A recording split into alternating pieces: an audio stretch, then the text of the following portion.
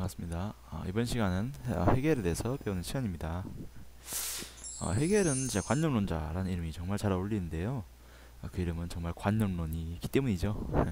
우리 관념, 정신 혹은 이성이 무엇보다 현실 혹은 물질보다 앞서기 때문입니다. 그래서 정신이 있고 그런 정신이 드러나는 것이 현실, 외부, 외물이란 거죠. 그래서 우리 겉으로 보이는 것들은 다 정신이 드러난 것들입니다.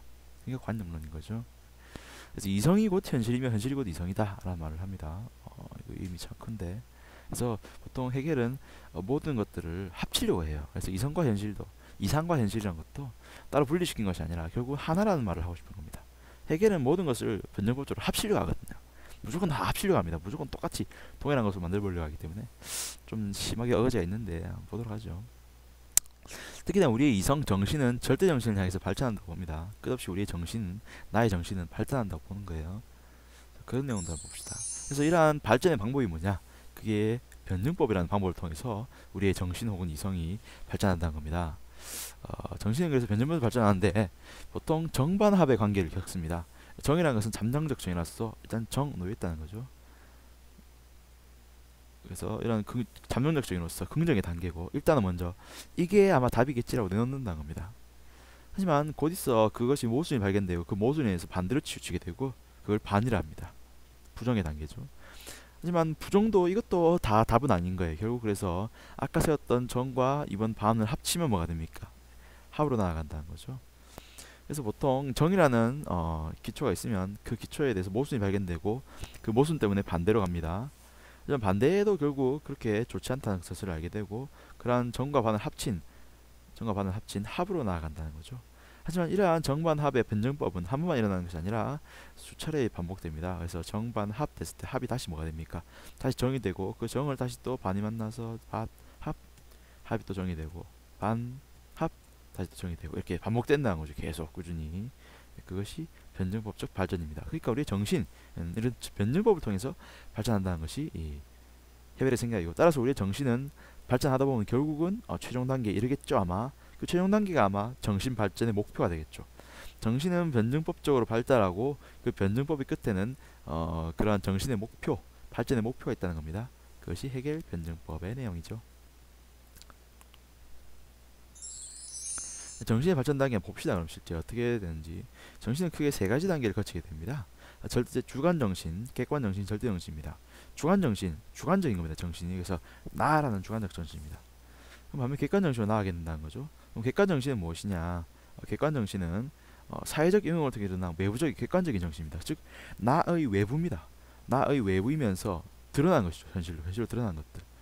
객관이란 말은 두 가지 의미. 즉 주관의 반대로서의 객관, 즉 내가 내 맘대로 하는 것이 아니라 나의 내 맘대로 하는 것을 방해하는 요소들, 내가 내 맘대로 하는 것을 방해하는 요소들. 그리고 또 하나의 특징은 겉으로 드러난 것들, 겉으로 드러나 보이는 것들이 거죠. 정신이 드러난 것들입니다. 자, 그렇게 절대정신, 객관정신, 주관정신이 맨 처음 절대 객관정신이라는 외부를 만나게 되면서 그 외부를 점점 이렇게 자기 안으로 끌어 들어오게 되면서 정신이 점점 발전하게 되죠. 즉 주관정신이 맨 처음 있고, 이러한 주관정신이 점점 발전하게 되면서 객관정신을 조금씩 흡수하기 시작하죠. 그래서 결국에는 마지막에 뭐가 됩니까? 그 두 개를 합쳐서 절대정신이라는 마지막 단계에 오르게 되죠. 절대정신은 그래서 모든 것, 주관과 객관을 모두 합친 그런 포괄적인 정신으로서 가장 자유로운 관념 혹은 정신입니다. 그래서 이 정신이라는 것은 주관성을 깨뜨리고 절대적인 보편적인 진리를 찾기 위해서 나아간다는 거죠. 그 단계에 이르면 모든 진리를 얻게 된다는 겁니다.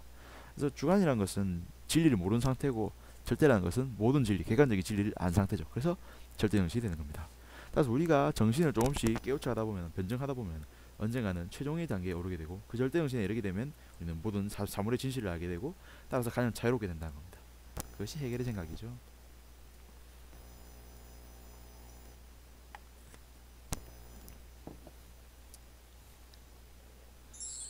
객관 정신의 발전 단계를 봅시다. 그래서 객관 정신은 다음과 같이 발전합니다. 법, 도덕, 인륜이네요.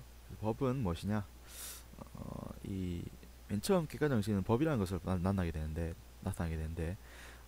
법은 이 알다시피 우리가 알고 있는 그런 실전법입니다. 특히나 실전법 중에서도 상위 법이 아닌 현행법 혹은 시행령적인 법들입니다. 그래서 뭐 이런 내용들 담고 있죠.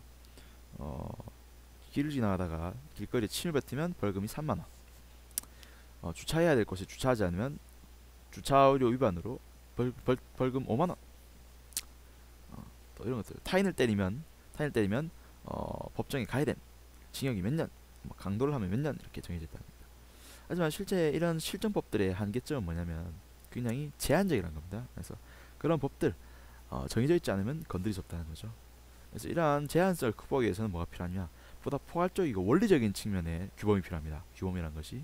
그래서 실제 객관 정신이란 것은 실제 뭐냐면 실제 이 내용들은 규범, 우리가 포괄적으로 말하죠. 법, 규범 합치면 법을라든가 도덕을 합치면 규범이라고 부르는데 우리의 행동을 규제하는 그런 요소들을 규범이라 하는데 그런 규범들이 어떻게 발전하는 걸 보여주고 있어요. 첫째 규범은 법이란 거죠. 법이란 것은 굉장히 한데 아까 말했듯이 제한적입니다. 법으로 정하지 않으면 처벌할 수가 없어요. 그래서 좀 더 원리적인 측면의 규범인 도덕으로 나아간다는 거죠. 이것이 일종의 반이죠. 반. 법이 정의라면 도덕이 반이 되는 겁니다. 도덕으로 발전하게 됩니다. 도덕은 원리적이기 때문에 보다 추상적이고 일반적인 내용들을 다룰 수 있죠. 아까 칸트로 배웠듯이 지난 시간에 칸트 배웠듯이 인간 내가 행위 어떻게 할 수 있도록 보편적 행위가 될 수 있도록 행위해라 이런 원리가 있으면 그 원리에 비춰서 행동할 수 있기 때문에 다른 행동 정말 생뚱맞은 상황도 다 대처해 나올 수 있다는 거죠. 하지만 아까 말했듯이 완벽하게 구체적이지 않습니다. 객관적이지 않다, 즉 구체적이지 않다는 겁니다. 그래서 여전히 주관적이고 자기 나름의 해석에 불과할 수도 있다는 거죠. 그래서 어떻게 행해야 될지 정확하게 결정내지 못하고 모호한 경우가 많을 겁니다 아마. 그래서 여러분 헷갈릴까봐 제가 이런 표현 이제 좀 자제하려고 했는데 써긴 써있겠네요. 그래서 여러분 프린트 적혀있는데 객관성보다는 구체적이지 않다는 표현이 적절한 것 같고요 지금 여러분들에겐. 그래서 주관성보다는 모호함이라는 표현을 해줘야 될 것 같습니다. 그래서 여러분들 프린트 이렇게 돼 있어서 일단은 이렇게 적어놨습니다. 하지만 좀 더 자세히 말하자면 즉 이렇게 해야 된다라고 지정해주지 않는다는 거죠. 도덕이 정확하게. 그래서 구체적이지 않다는 표현. 그리고 그렇기 때문에 애매모호하다, 즉 주관적이다라는 겁니다. 주관적이다는 의미는 모호하다는 얘기죠.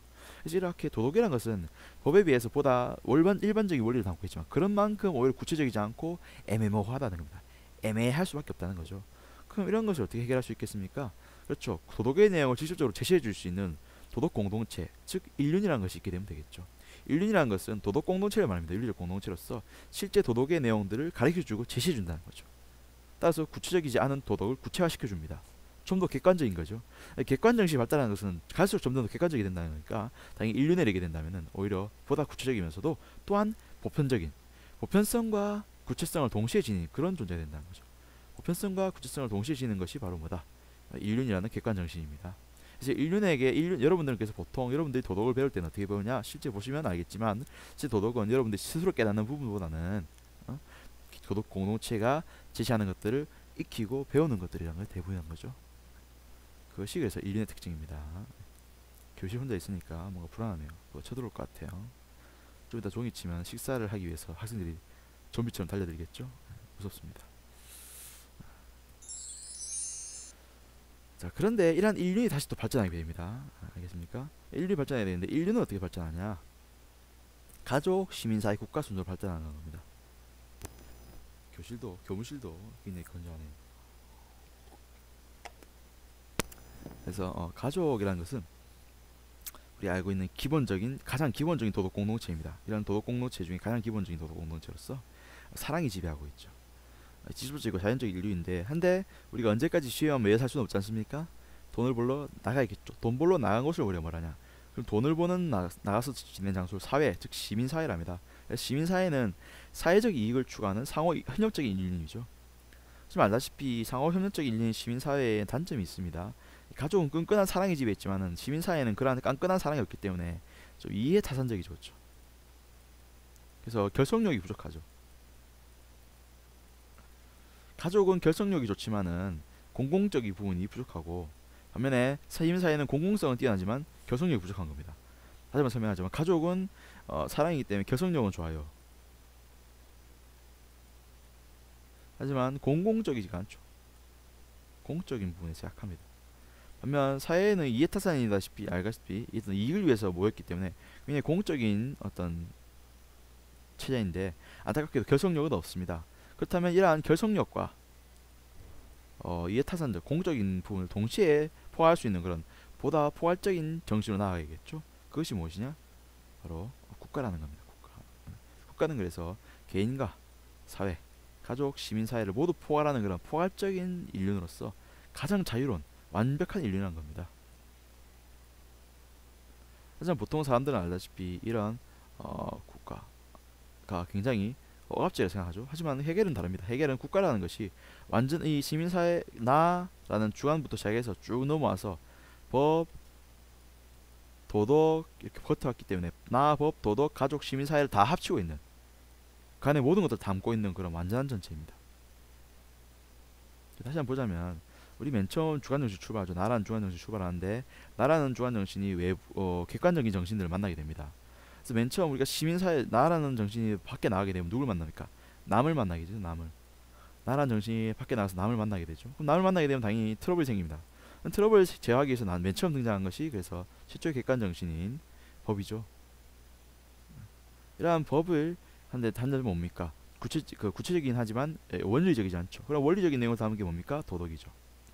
그럼 도덕은 알다시피 약간 구체적이지 않습니까? 또 그래서 이런 원리성과 구체성을 동시에 지닌 것이 인륜이고 인륜이라는 것은 도덕 공동체로서 개인에게 도덕을 구체적으로 제시해 준다는 겁니다.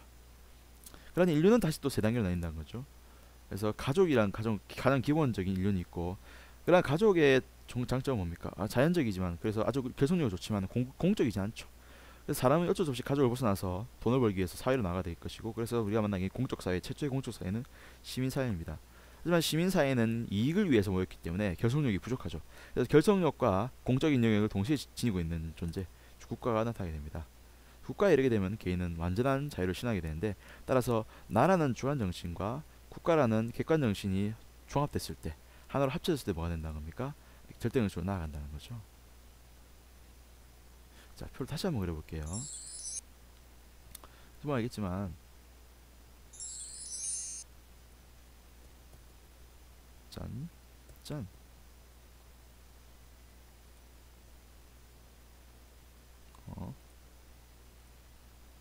지우 좀 지울게요. 맨 처음 우리가 주관정신일 때 그 주관정신을 발달해서 객관정신, 절대정신으로 나아갑니다. 우리의 정신은 3단계로 나아가요. 하지만 이러한 객관정신은 다시 3단계로 나눠집니다. 법, 도덕, 인륜이죠. 그리고 인륜은 다시 또 가정, 시민사회, 국가로 나아가죠. 그래서 나라는 주관정신과 이 마지막 인륜인 객관정신이 국가라는 이 두 가지 요소가 종합됐을 때 우리는 절대정신을 만나게 됩니다. 즉 나라는 존재가 국가에 완전히 소속됐을 때 국가와 내가 합일됐을 때 우리는 완전한 자유를 얻게 된다는 겁니다. 그래서 해겔은 국가주의라고 해석되기도 하죠. 그래서 해겔은 국가주의다. 국가라는 것은 현실 드러난 이상으로서 여러가지 모순 대립을 극복한 최고의 인류이자 절대 그 목적 그 자체입니다. 알다시피 견증법의 특징은 이전 시기 반, 합, 다시 또 반, 합 이렇게 되는데 이렇게 나아가지 않습니까? 이 국가면은 그 앞에 있던 모든 요소들 가족, 시민사회, 법, 도덕 이런 것들 다 담고 있다는 겁니다. 국가 안에 앞에 요소들이 다 들어있는 겁니다. 이미 변증해 왔기 때문에 정반합이라는 건 그 합 속에 정과 반이 다 들어있지 않습니까? 그러면 그 앞에 합도 다 들어있다는 거죠. 그래서 앞에 합, 앞에 정반, 그 앞에 정반까지 모두 합치고 있는 그래서 모든 정반의 요소들 모두 포함한 그런 포괄적인 존재가 바로 국가라는 거죠. 그래서 국가야말로 최고의 정신이란 겁니다.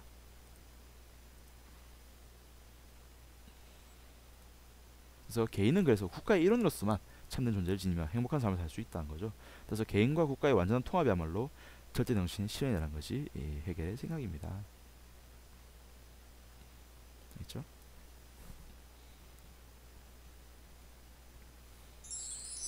정리해보자면 해겔이 보는 이 정신이란 것은 객관, 절대, 절대란다. 죄송합니다. 이런 실수를 객관한테 또 죄송합니다. 주관 왜 이러지? 객관 왠지 조급합니다. 지금 마음이 지금 왠지 V3가 켜져가지고 V3가 켜지니까 불안해지죠. 갑자기 왜 V3가 작동해가지고 자 다른 게 아니고 그 V3 때문이었습니다. 예, V3가 뭔지. 그래서 주관, 객관 절대로 발달하고 객관은 다시 뭘로써? 그래서 법, 도덕, 인륜을 발달하고 다시 인륜은 다시 또 어떻게? 그렇죠. 가족, 시민사회, 국가로 발달한다. 이렇게 되는 거죠. 그래서 결국 개인과 국가가 하나 합쳐졌을 때 우리는 절대 정신으로 넘어간다. 국가주의의 모습을 볼 수 있죠. 자, 이런 내용들을 살펴봤습니다. 자, 문제 한번 풀어볼까요? 문제 한번 풀어보세요.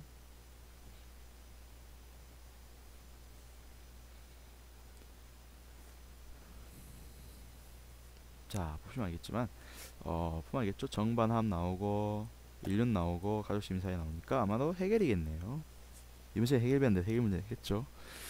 자, 첫째, 개인과 대립된 실체 아니죠. 개인과 중합돼야 되겠죠. 국가는 맞죠. 문제를 안 읽어줬네요. 단일 주장은 근대사상의 국가에 대한 개념, 국가에 대한 개념입니다. 해결의 국가주의 생각해 보면 되겠죠. 절대적인 목적 그 자체이다. 답이죠. 다음, 신의 의지에 성립된 것이다. 신의 의지 이런 건 전혀 상관없습니다. 개인의 자유를 실현하는 수단입니까?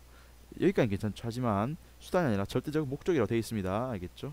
우리 지난 시간 배웠죠. 목적과 수단. 당연히 목적이라는 것은 수단이 되지 않죠. 그러니까 가장 상위의 것, 가치가 높다는 거고, 반면 수단이라는 것은 가치가 낮다는 거죠.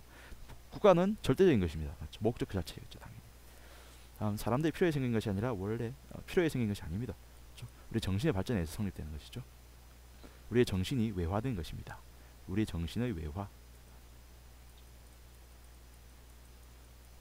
정신의 발전 혹은 정신의 외화를 통해 드러난다. 이런 표현 써야겠죠.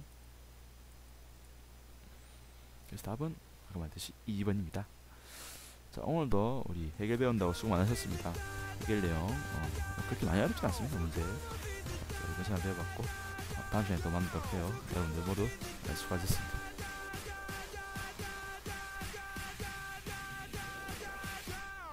RV3